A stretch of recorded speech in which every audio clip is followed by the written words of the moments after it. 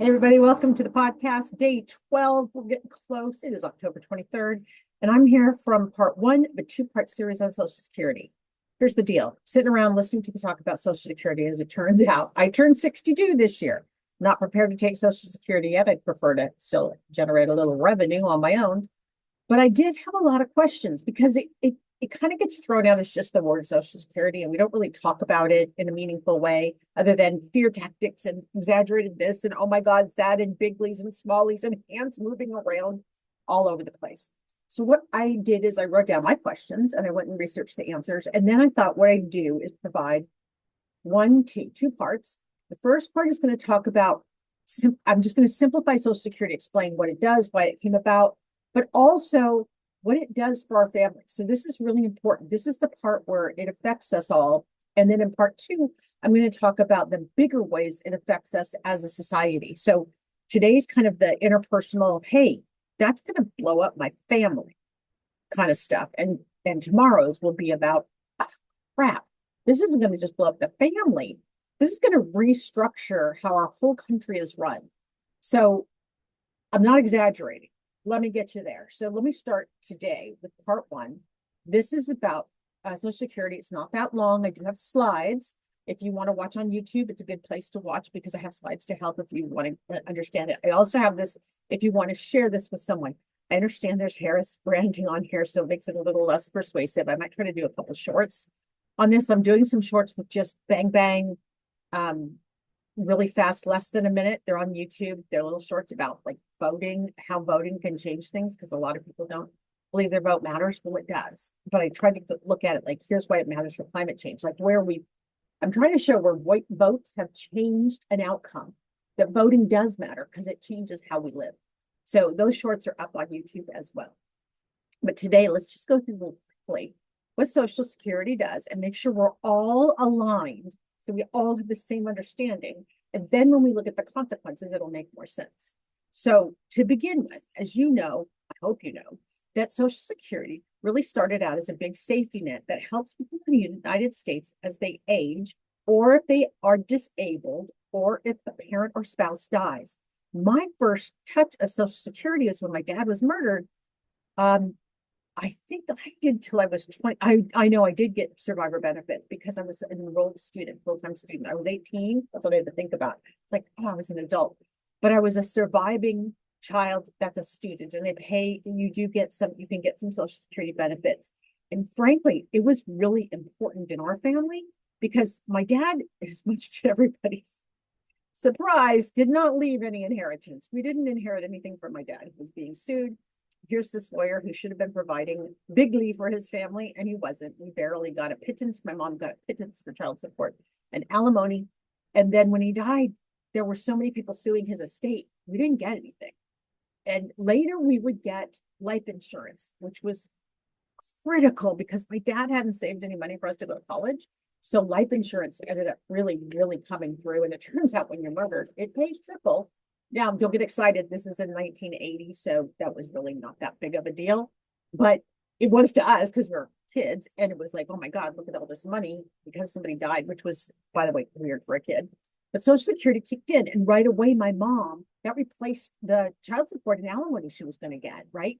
So right away, we had money to live on. So Social Security does things you may or may not know about. That's what I want to take you through.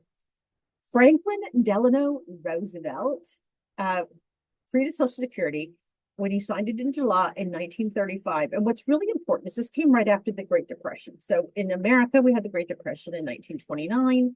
Banks went under, people lost savings. The whole thing was a mess. We were a big fat mess. Lots of laws came and regulations. Sorry, looks like it's in the commercial here, but laws and regulations help shore these things up because our institutions, let's face it, will not necessarily succeed if they're not being watched. They will do psychotic things that hurt their customers because of regulations. Just ask Boar's Head and I guess McDonald's, E. coli.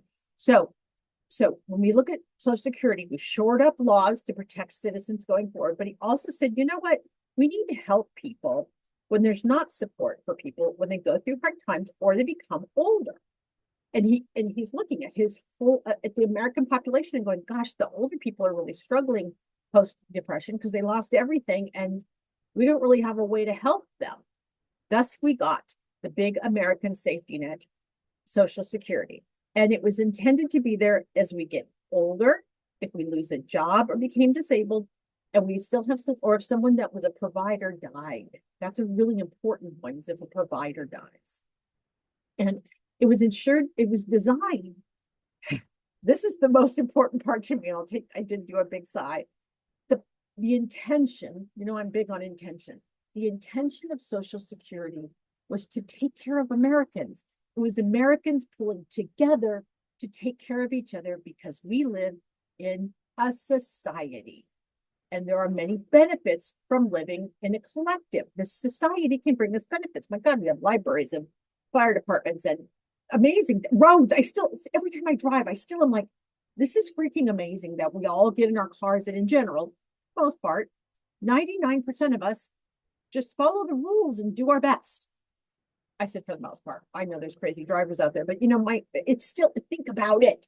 Think what kind of cooperation that takes at a massive level that we all just agree. And now they've thrown out driver's ed. So now we have people agreeing and they don't even know all the rules. So this is the idea of, like, in a society, we take care of each other and come together. So that's what this was. That was the intention behind this. So it wasn't just dollars and cents, and it's really easy. The GOP in particular, it's very good about going over to the actuarial tables and start running numbers and making you think, oh my God, the numbers are so big, it sounds awful. But that's the thing. They're not so big, and it's not awful, because when you find out in today and tomorrow's podcast what is being how Social Security supports our economy, and how it's one of those things like paying for weapons for Ukraine. It sounds like we're writing Ukraine a check and we just give them money, but that's absolutely positively not what happens. And Social Security is very similar. The money that's spent fuels our economy, just like the money that you think is going to Ukraine really fuels our economy, so we can give them old stuff. It allows us to make new. So technically, when we fund something in Ukraine, we're really funding it in the United States and giving them our old crap. It's like a hand-me-down program, but it works for us. Okay, so you get it. So that's the deal going on here. So that's what I like about Social Security. It's like so integrated into our economy that it makes a difference, and it will help us if we keep it. But we never talk about that. The GOP comes over here and talks about dollars and cents, which is a heady conversation for actuarials, but they're not telling you the full story, because if you knew the full story, you would be up in arms. So who does Social Security help? Well, it helps retired people. So those who have work up to a certain age. I think you can start taking benefits at 62. I worked a long time for Financial Engines as a content person, and I wrote a lot about retirement. And one of the things that generally the advice for anyone who does okay earning in their lifetime is to save as much as you can in your 401k. Then at my age, if you need to retire, I'm unfortunately not retired, but I'm just unemployed. So I need income right now. I'm using my 401k.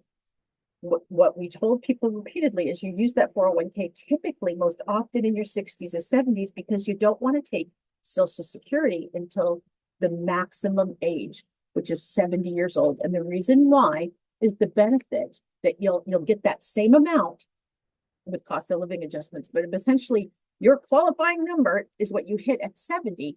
That's the most you'll ever get. Again, aside from cost of living increases, it's the most you can ever get from Social Security. And so that's the one you want to wait for, because then you're getting your maximum benefit. Some people can't. I have friends right now who already went on Social Security because they just can't. I happen to be in a situation I need to earn a little bit more than Social Security because I'm still helping my daughter and her boyfriend. But the thing is that's it. It's supposed to be there. And ideally, it was meant to be supplemental. And in my case, that's kind of how I'm thinking of it. It would be income that would supplement my 401k.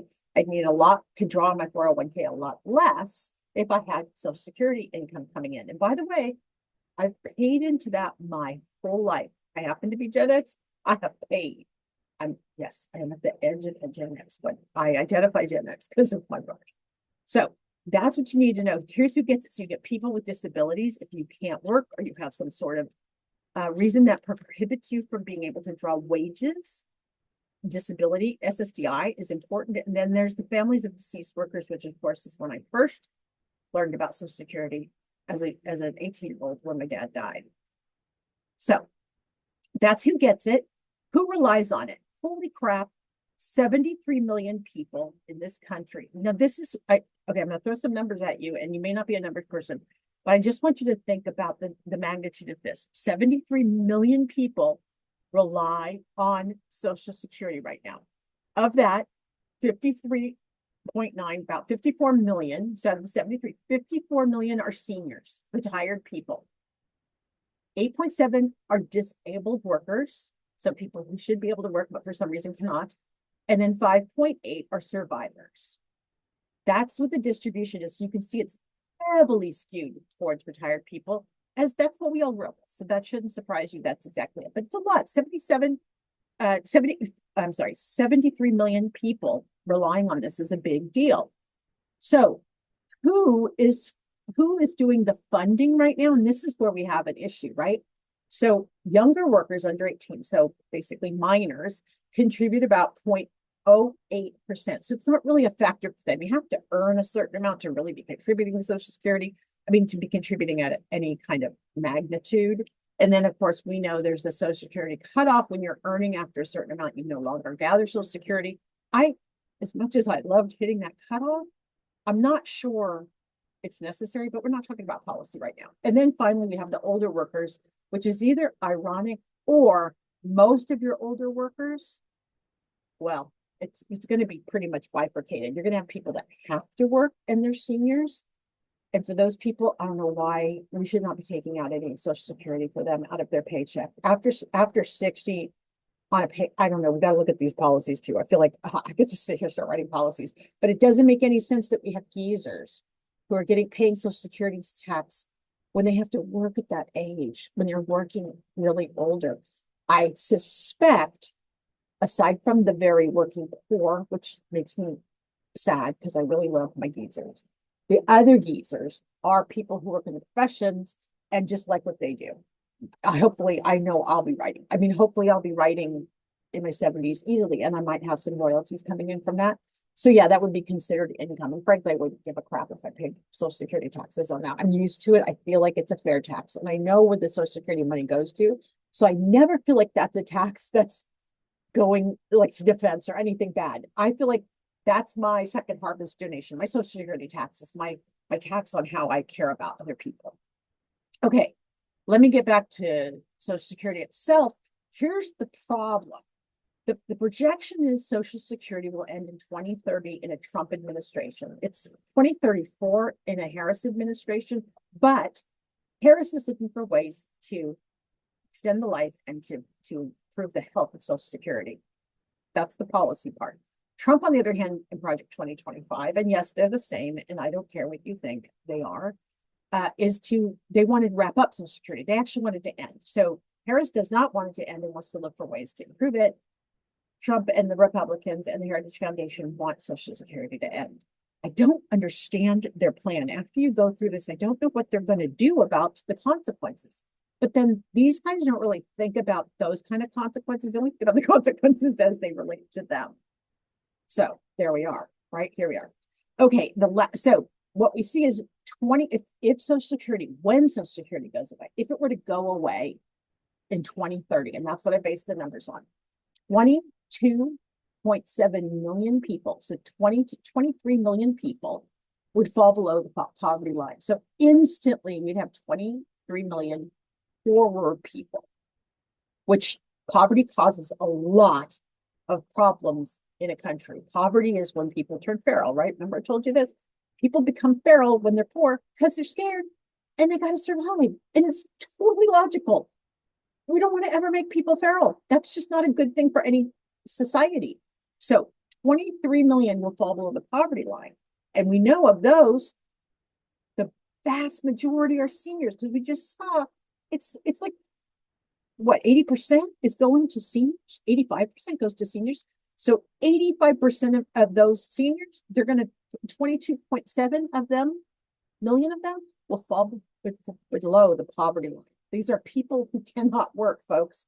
These are people who should be going to doctor's appointments, taking their daily walk, and eating to live. eating to win, right? All those great things, and taking pictures of their babies and their grandbabies and their dogs and their cats and all the good things.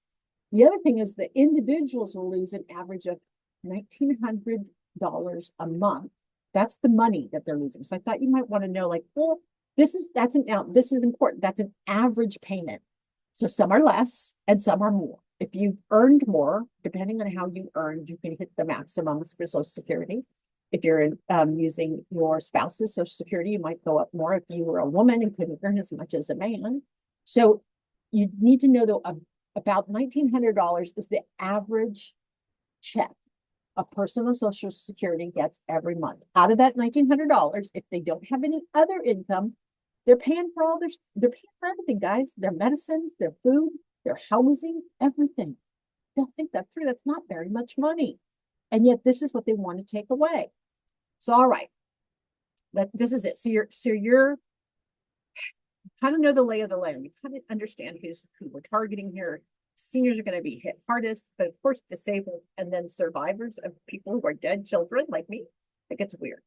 So I'm going to give you just a few things so you can think about this. And then when we get into tomorrow's podcast, I'm going to hit you a little harder. This is right now about you and your family. This is the stuff you should care about for you and your family. If this comes to pass, families will become primary caregivers. Elderly family members are going to depend on their children or other relatives for daily expenses, food, medical care, housing, and it could lead to a return to multi-generational households. I'm a big advocate of multi-generational households, but you need a few things for those to work. You need a bit of space, because if you're piled on top of each other, that's quickly a noisy, crazy household. Depending on your ethnicity, in my house, it just increased drinking, I think, is what would happen if we were piled on top of each other too close. But it could change that dynamic, but it also assumes in your multi-generational household, everyone in there is safe. That's a big deal in generational households these days. You got to make sure everybody that's part of the family is a safe player, or else you have a dysfunctional multi-generational household. So parents might need to move in maybe with their children, and this might strengthen family bonds, but it could also really increase stress as working age adults juggle the jobs, the childcare, and elder care responsibilities. So just imagine, in a perfect world, you're the Waltons. Oh my God, I just used to reference that, so old. All of you stop laughing at me right now. I cannot believe that came out of my mouth. There's some disinhibition right there. I hated the Waltons, to be perfectly honest. But there you go. Just these are really weird intergenerational families. So you could be the Waltons, or it could be the Beverly Hillbillies, or the Addams family. It could be really ugly. So I'm just saying, you got to really take a look at your family. The next thing that could impact you as a family is the emotional and ethical dilemmas. So now this is complicated. This has everything to do with not only how you prioritize care for your senior, and I've been through this. I rescued my aunt and uncle who were the victims of financial elder abuse by their family. And I had to go in and do forensic accounting for all their bills, found out where the money was stolen, how they were stealing it. That could be its own podcast just there on other financial abuse and what I learned. But the point is, all the time I had to face just an ethical dilemma of pulling the spark plugs out of my uncle's car. What? He got so mad. He had Alzheimer's. He couldn't be driving. And my issue was, I was not so worried about him. He'd led a good life. I was really worried about who he might kill or injure, driving around in his car with like no real sense anymore. Like Trump running the country. Anyway, so I had to take the spark plugs. But there's way more. I dealt with so many ethical issues. Part of it had to do with the fact that they weren't my parents, right? And so I had to make a lot of decisions, but that's how it worked. Suddenly it was my mom's sister and her husband. They were so financially abused. We basically found them in a hot mess at my grandma's old apartment. And my aunt had not gotten out of bed for a few weeks. I mean, it was everything. They just had been so abused. So this is the kind of thing that could happen at a factor of X, meaning it's not just me going through it. I have a lot of support from my friends because they weren't doing what I was doing. But if we're all doing this, and then we have to make choices about who lives, who dies, even in my mom's death, watching hospice come in, I made some choices that I think is still an ethical dilemma for me. I definitely still feel pretty messed up about what went down. And it had to do with hospice, and it has to do with how we medicated her, morphine, all those things. So yeah, this is a lot to put on a family. So that this will families are gonna have to make tough choices, and it'll be a lot about what they can afford, because the thing is, by taking away Social Security, you take away choice, you take away the ability to deal with things financially. Middle-aged adults, if you haven't felt this yet, I went through it. I went through it. I watched my mom go through it with my grandma. I've watched people go through this. My friends are going through this right now. You're often called the sandwich generation, and if you're not there yet, you'll get there.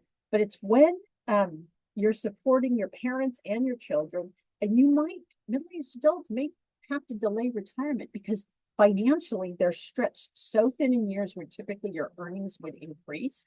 So generally around about in your 30s, you start to earn better. You know what you're doing now, you know what you can do, you know where you can side gig. You start to have, and you're stable, your expenses generally are kind of stable. You can kind of predict what you're going to need to spend. So imagine though, all of a sudden, that your mom and dad or people that you love that are older no longer are getting $2,000 a month. So if you have a mom and a dad, that's $4,000 a month you've got to make up for. Then the money you would normally have saved for your retirement isn't getting saved. You're spending it. So that's a big impact. So I told you, this is about us. This is about you and me and our kids and our parents. This is like the real stuff that's going to happen if Social Security disappears. And then the last one, which is interesting, is that families will have to pool resources. And this means that they'll share medical expenses or copay rent or mortgage costs. I paid for my mom's housing for the last, I think it was the last 16 years since she retired. So maybe the last 16 years of her life. That sounds about right. Sorry, I'm trying to think. I always make the joke that I pay for people to not live with me. Well, I paid for my mom's housing because I had bought the condo. It was my investment, and she didn't need to pay me rent because she didn't really have what the rent would have been on the condo. She never could have afforded the rent of that condo. So she lived with, I mean, she didn't live with me. She lived over there, but I paid to have her not live with me. That's just it. If your parents suddenly don't have $4,000, that's going to help pay. This is going to slow down your retirement savings a ton. And it did slow down my retirement savings. It for sure was a priority to me to make sure she had her own home than it was for me to save for my own retirement. I just made those decisions. But I also, like in my personal house, I didn't overbuy. So, those are all the decisions you make, but this is going to affect how you're making decisions. So there's a lot more that's going to happen to us as a country if these things go away. But I wanted to start today with just talking about how this is going to impact you and the people you love right in your inner circle. I know a lot of folks are thinking Trump's got this going on and he's going to make all the right moves, but he's not, because he never, ever, ever, ever has given a shit about anybody else but himself. And guys, we have got to hang together and understand the seriousness of what's going on right now. And when you listen to part 2, you're going to understand how this will affect us at an even greater level. Some of the key norms and values that are part of America will be dismantled, or at least highly impacted by what's coming next. I'll see you in part 2. Thanks for listening very much.